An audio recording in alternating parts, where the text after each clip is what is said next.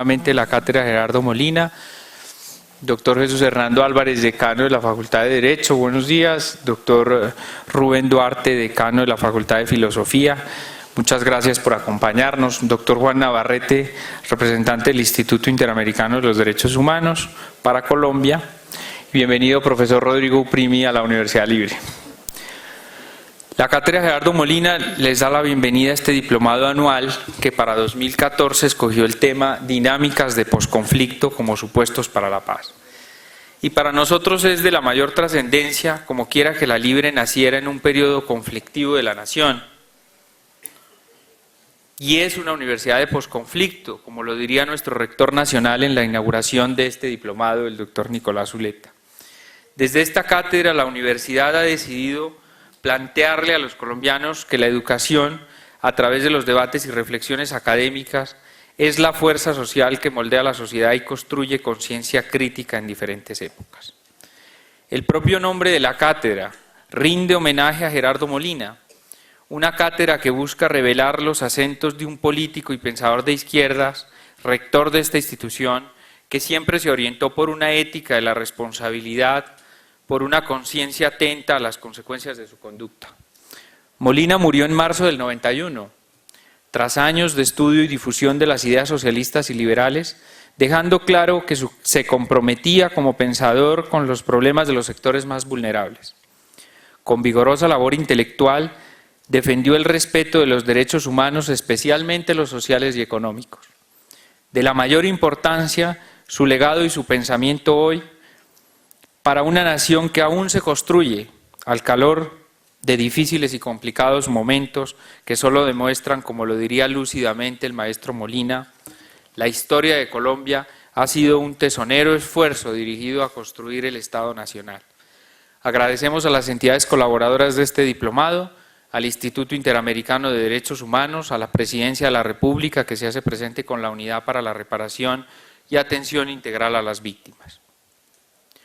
Tras haber escuchado conferencias de la mayor trascendencia en el primer ciclo del diplomado en el que abordamos una vista internacional de procesos de paz exitosos, nos acompaña hoy el profesor Rodrigo Uprimi, quien ha analizado con mucho rigor los procesos transicionales no solo para el caso colombiano, sino a la luz del análisis comparado. Rafael Graza, Roberto Garretón, Florentín Meléndez, Fernando Arto de Vera, Baltasar Garzón y otros académicos nos ofrecieron en el primer ciclo varias fórmulas para dejar atrás el conflicto armado y buscar la reconstrucción. Los dilemas de la justicia y la paz en procesos del estilo se evidencian con mucha fuerza dentro de este espacio de la cátedra.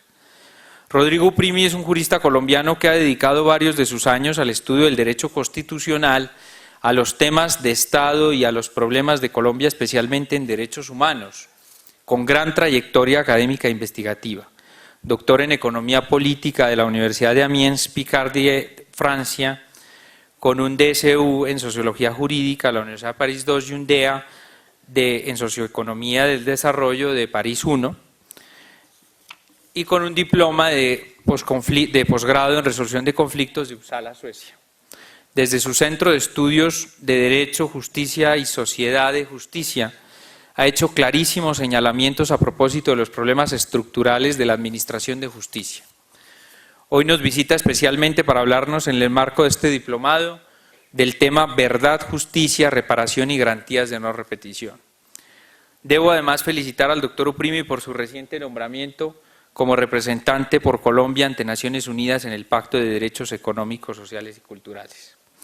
Finalmente, esta cátedra, profesor Uprimi, le hace entrega formal de documentos de investigación, edición de la Universidad Libre, especialmente la compilación realizada por el doctor Pablo Elías González de varios académicos en el tema de derechos económicos, sociales y culturales, el libro de Derecho Constitucional Comparado, obras de los profesores Lucio Perogaro de la Universidad de Bolonia, coedición de la Universidad Libre, y de Derecho Constitucional de la Unión Europea de Luca Mesetti. Y por supuesto, la última edición del libro de las ideas liberales en Colombia del profesor Gerardo Molina.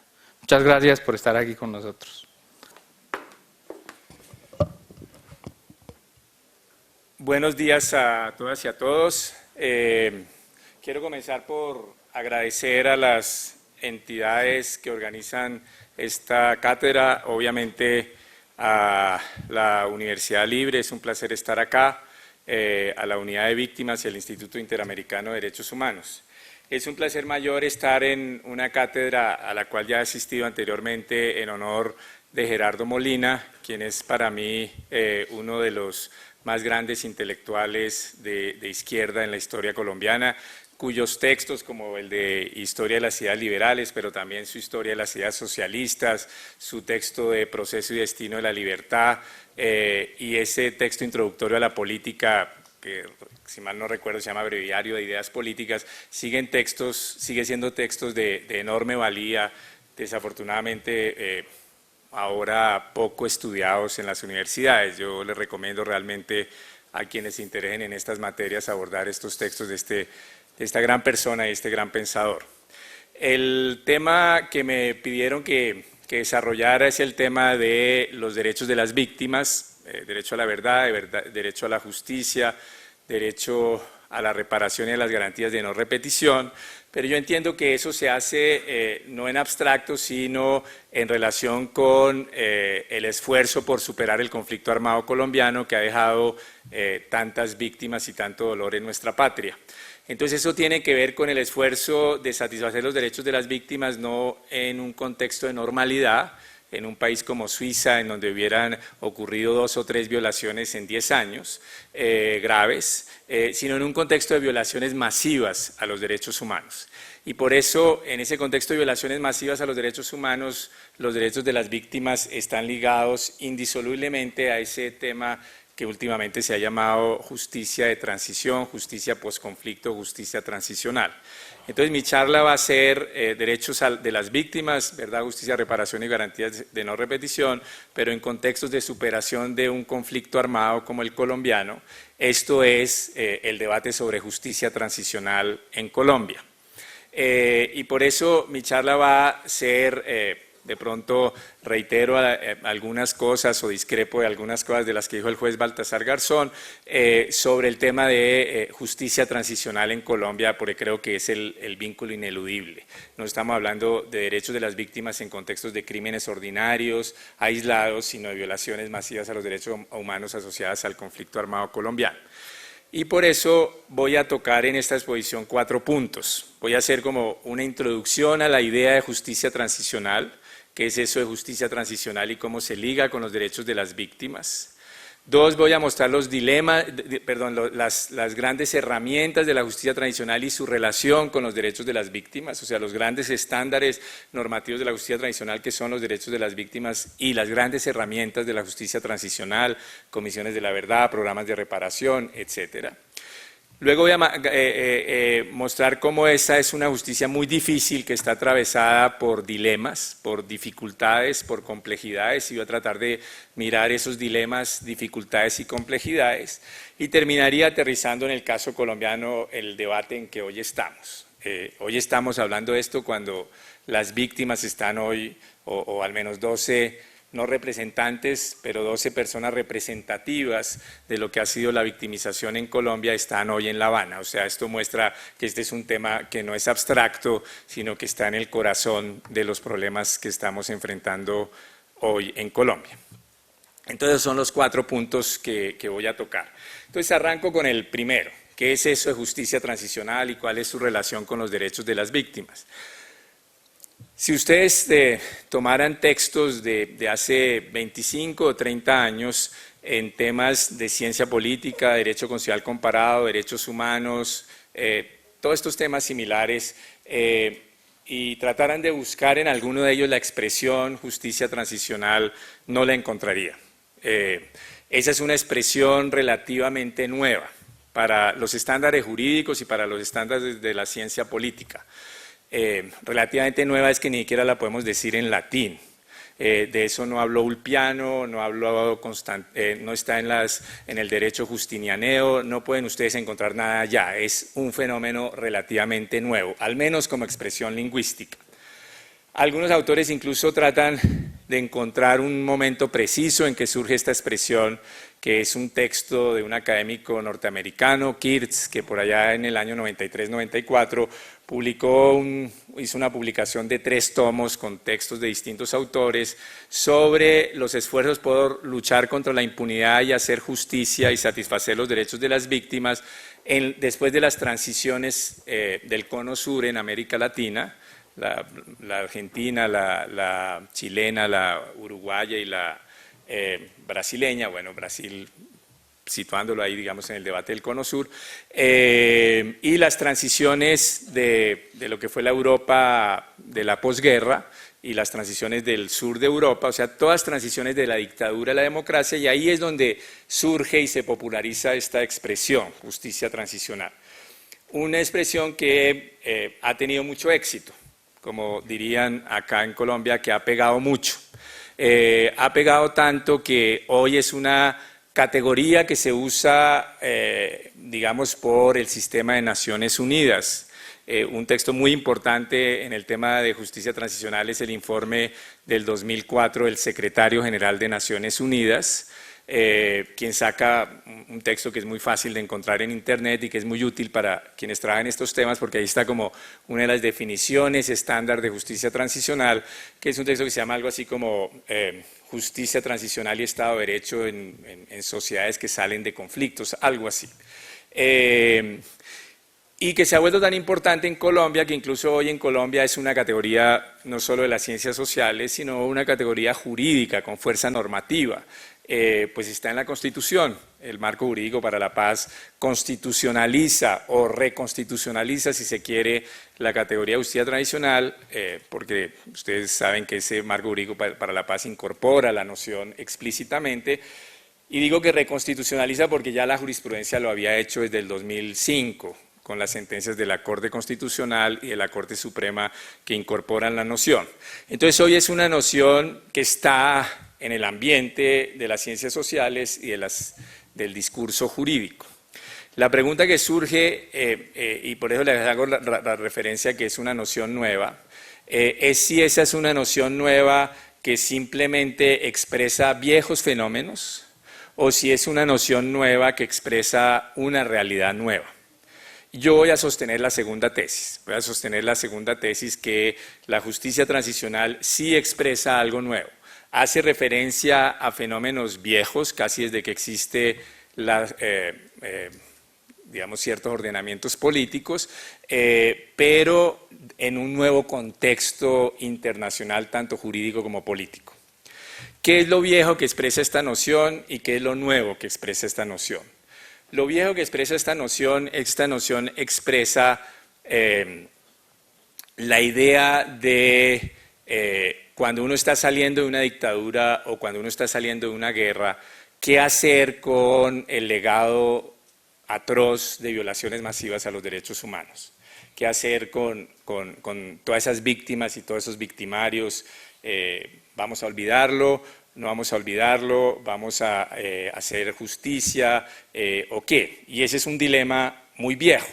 En un texto muy importante en este tema que se llama Cerrando los libros, Closing the Books, Jan Elster, el gran científico social escandinavo, remite el tema de justicia transicional incluso a Grecia, al debate de las transiciones en Atenas de regímenes dictatoriales a democracias y luego democracias a regímenes dictatoriales, y un poco qué se iba a hacer con los victimarios en esas transiciones.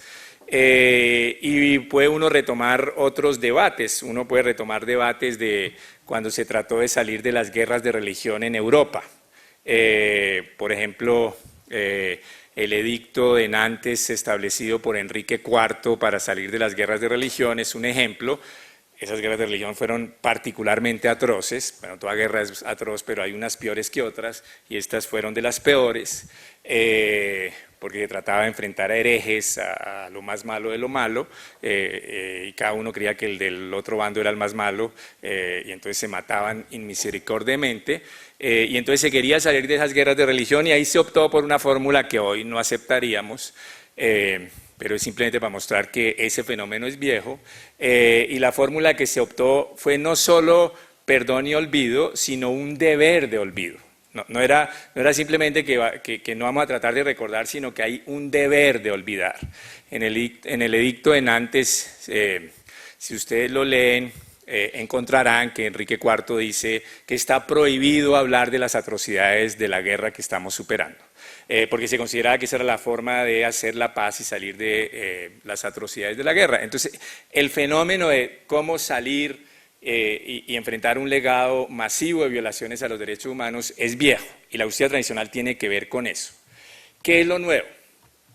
Lo nuevo, y por eso yo creo que la expresión justicia transicional es una expresión que hace referencia a una realidad nueva. Yo no estoy de acuerdo con la idea de Elster de remontar la justicia transicional a los griegos y voy a explicar, o a las transiciones después de la Revolución Francesa, la restauración en Francia.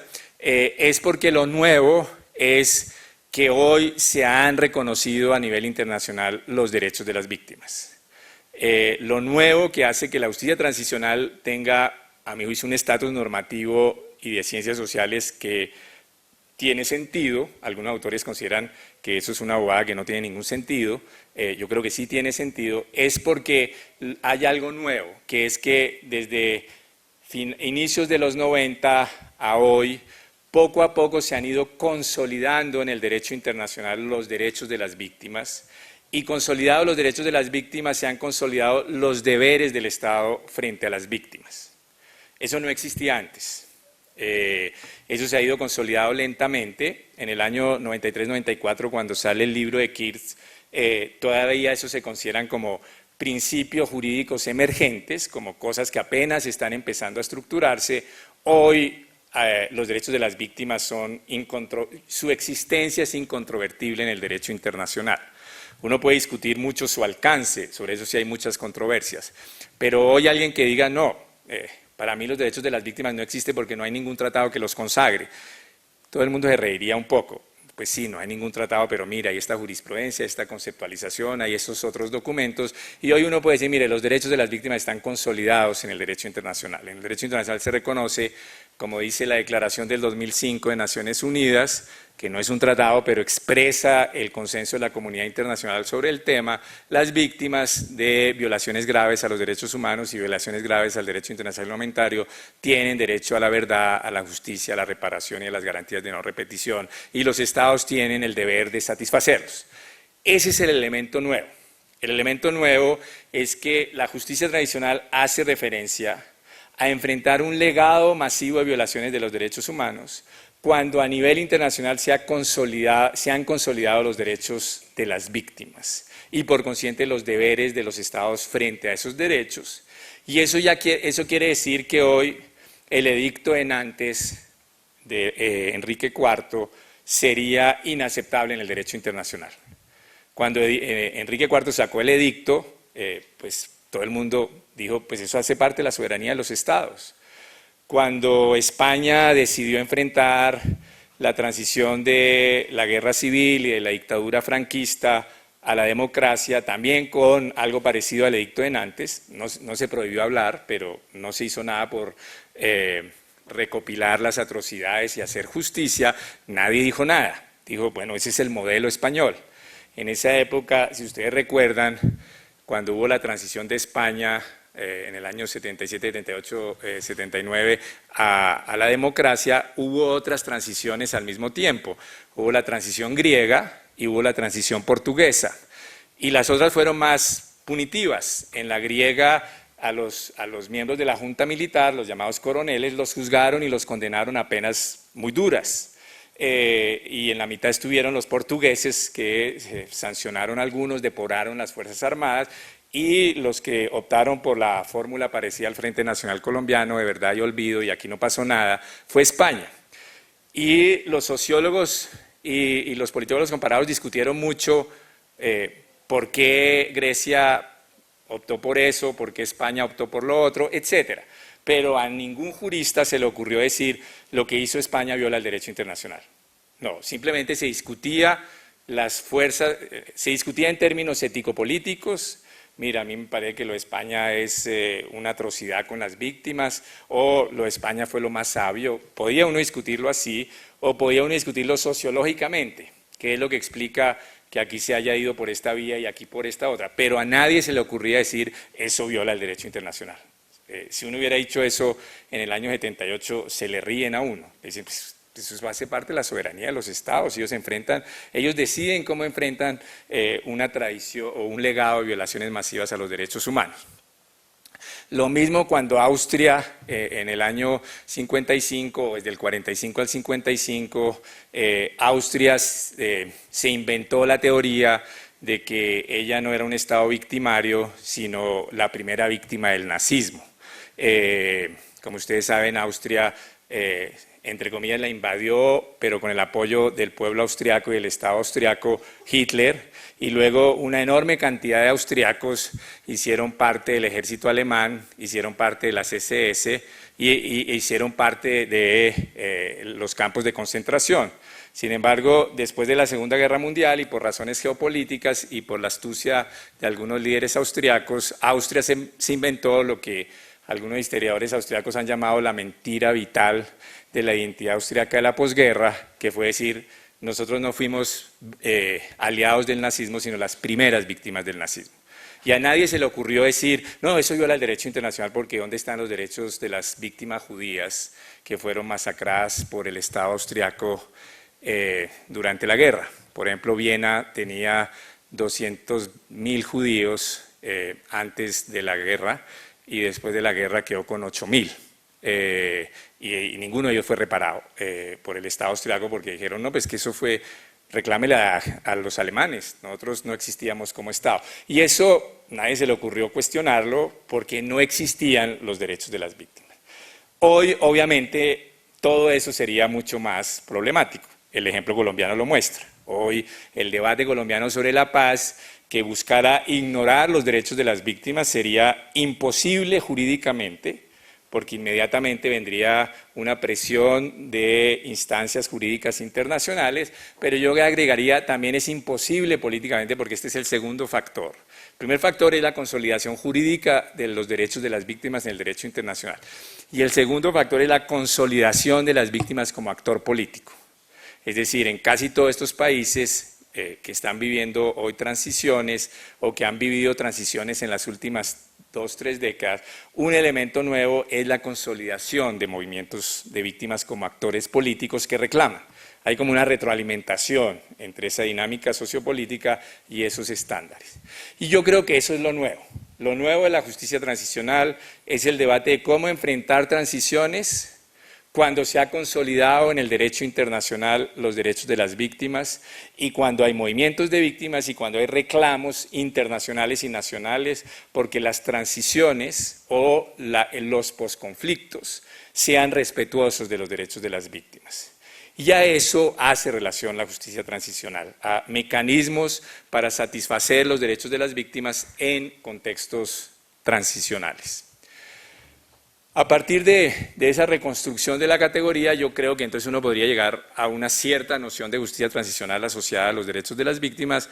Digo que es una cierta noción, me inspiro mucho en el documento que les mencioné del 2004 del secretario general, porque digamos es una definición con cierta autoridad, la del secretario general de Naciones Unidas, y que es una de las que ha generado más consenso.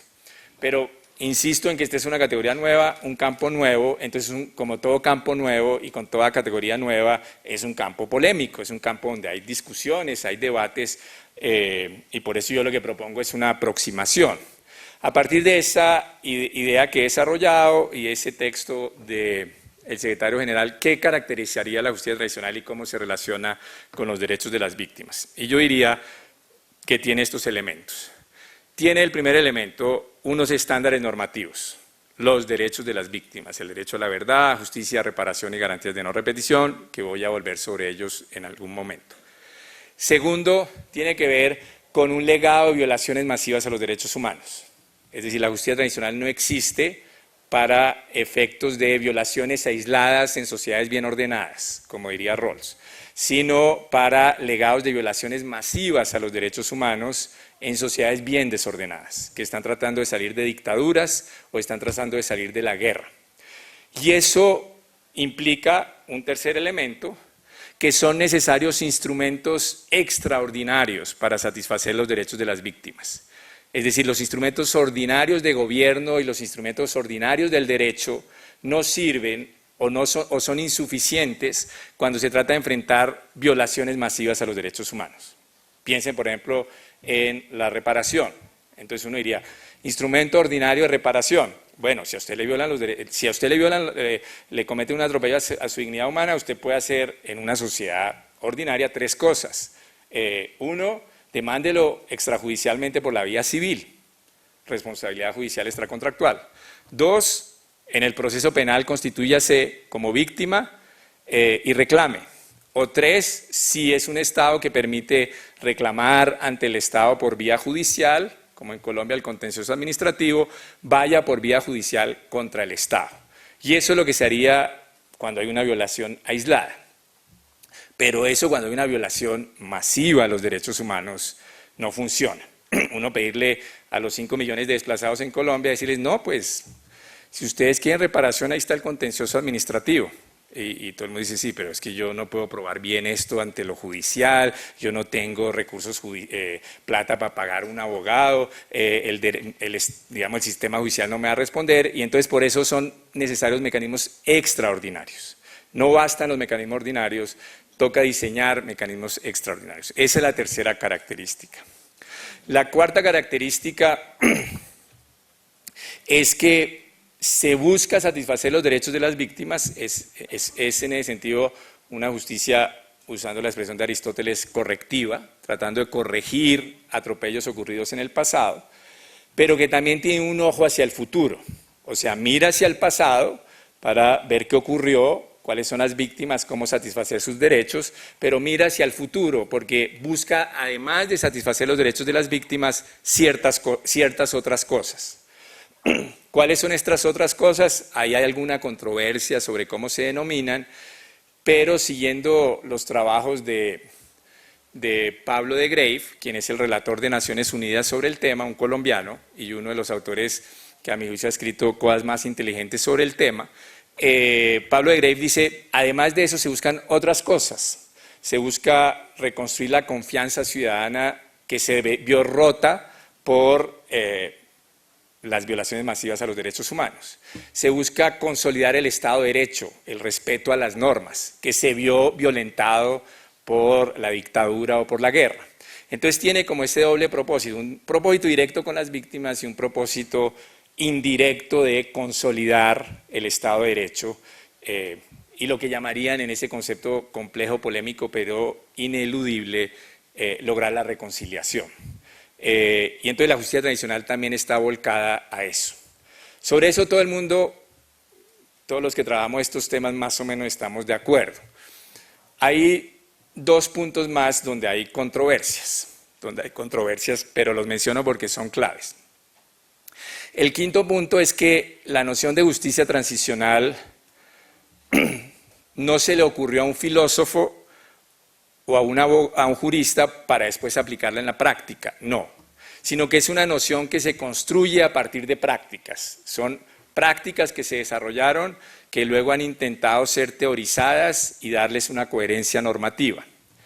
Y eso entonces plantea este dilema, que es muy importante para el caso colombiano. Puede sonar algo academicista y abstracto, pero creo que ustedes verán inmediatamente la enorme relevancia práctica que tiene, y es esto. La mayoría de las construcciones de la justicia tradicional hasta muy recientemente se construyeron pensando en transiciones de la dictadura a la democracia, no pensando en transiciones de la guerra a la paz. O sea, inicialmente eso fue pensado, transiciones del cono sur, incluyendo Brasil, dictadura a la democracia, transiciones de Europa del sur, que eran España, Grecia, Portugal, que eran transiciones de dictadura a la democracia, y transiciones de regímenes socialistas autoritarios a democracia, la llamada cortina de hierro. Luego se empezó a usar en otras transiciones de la guerra a la paz, por ejemplo, en América Central, con Guatemala y El Salvador. Pero la construcción fundamental, las categorías jurídicas, están hechas pensando en transiciones de la guerra a la paz. Y entonces hay el debate, dos debates. Uno, si uno debe hablar de justicia transicional cuando habla de transiciones de la guerra a la paz y no de dictadura a democracia. Yo sostengo que sí, que uno puede usarla y debería usarla. Pero dos, si por consiguiente los estándares normativos son los mismos. Y yo pienso que no, que la manera como se hace la transición de la guerra a la paz es distinta a como se hace la transición de la dictadura a la democracia y que por consiguiente las categorías normativas no pueden ser idénticas, o el alcance de los derechos, el alcance de las categorías normativas no es el mismo. Esto es polémico, eso lo sostengo yo y otros autores, pero no todos los que trabajan estos temas coinciden. Pero, digamos, por ponerlo de alguna manera, yo pienso que uno no puede pensar el alcance del deber de la lucha contra la impunidad en la transición de la dictadura de Pinochet a la democracia, cuando la dictadura de Pinochet era un Estado sólido, con todo el control del territorio, que no enfrentó un conflicto armado y con niveles de victimización, como diría Iván Orozco, más verticales, distinción más fuerte entre víctimas y victimarios, que cuando uno hace una transición de la guerra a la paz en un país como Perú, como Guatemala, como Salvador o como Colombia, que son sociedades con estados mucho más débiles, con control débil del territorio y donde hay victimizaciones recíprocas o, como diría Iván, victimizaciones horizontales, y entonces hay victimizaciones de distintos lados. Y entonces eso plantea complejidades que son distintas y yo creo que sería un error uno coger en bloque lo que pasó en Argentina y decir eso es lo que hay que hacer en Colombia. No, son contextos distintos. Pero esto es polémico. Y lo último, que también algunos discuten, es que la justicia transicional se hace en contextos muy difíciles, muy difíciles. Y por consiguiente, como son contextos muy difíciles, eso ocurre con capacidades de hacer justicia débiles.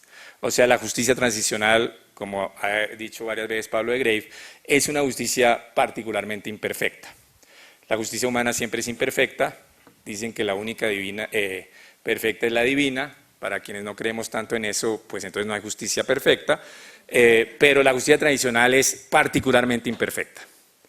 Y entonces eso hace que uno tenga que tener cierta modestia en las exigencias en el campo de justicia transicional. Esa, digamos, es una tesis que sostenemos algunos, pero repito, estos dos últimos puntos son más polémicos.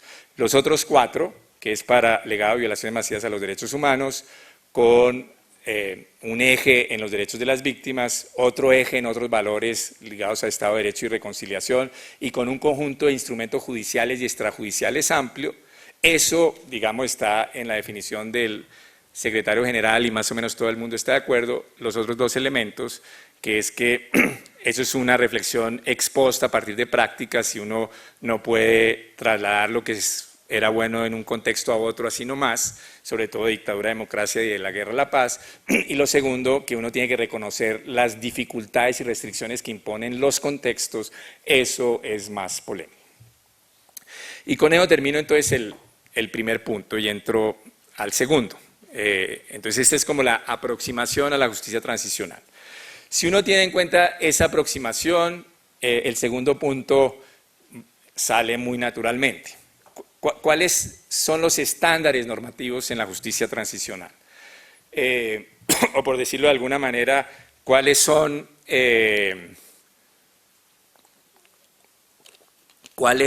el derecho de la justicia transicional? Por usar una expresión afortunada de Tatiana Rincón, quien es una colombiana que también ha escrito cosas muy valiosas sobre este tema. ¿Cuál es la justicia de la justicia transicional? Y esto está ligado a los estándares, a los derechos de las víctimas. Y entonces voy a desarrollar un poco, de manera breve, el alcance de esos estándares. Y luego, ¿cuáles son los grandes instrumentos de la justicia transicional? Como les dije, la justicia transicional busca satisfacer los derechos de las víctimas, entonces es importante mirar el alcance de estos derechos, pero con instrumentos extraordinarios. Y entonces es bueno mirar cuál es el alcance de esos instrumentos extraordinarios. Entonces brevemente desarrollo los derechos y brevemente describo las grandes herramientas. Los derechos. ¿Cuáles son esos derechos? Los derechos que se mencionan, que eso digamos ya está tan consolidado que todo el mundo habla de ellos, son derecho a la verdad, a la justicia, a la reparación y a las garantías de no repetición. Pero dicho eso, y eso yo creo que ya es un estándar normativo del derecho internacional, su alcance tiene algunas controversias. Entonces voy a describirlos y voy a ver los puntos de polémica. El derecho a la verdad. ¿Qué implica el derecho a la verdad? Implica obviamente un derecho individual de las víctimas o de sus familias a saber qué ocurrió y por qué ocurrió, dentro de los límites de lo razonablemente exigible.